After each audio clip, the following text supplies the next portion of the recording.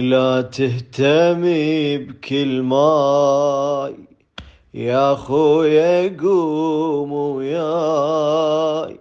لا تهتمي بكل ماي يا خويا قوم وياي.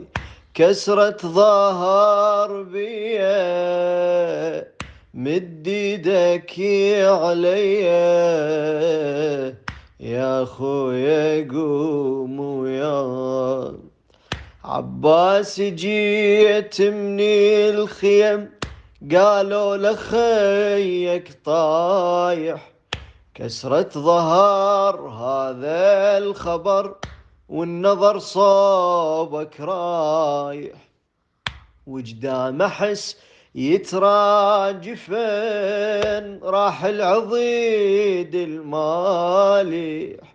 عرقت جفوف وقلب دق وبروحي اسمع صايح. راح الاخوي حسين صرت اصفق الجفين.